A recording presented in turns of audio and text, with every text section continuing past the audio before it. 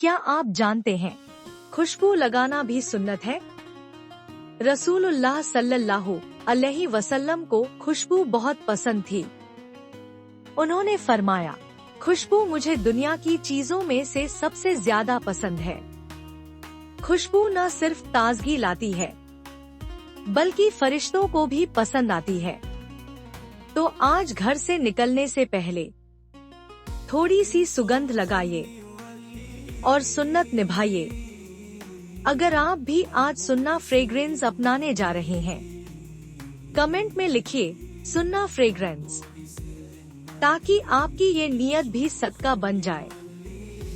और हाँ, अगर दिल को लगी ये बात तो लाइक करें, शेयर करें और सब्सक्राइब करें हमारे चैनल को, ताकि हर दिन आपकी जिंदगी महके सुन्नत की खुशबू से।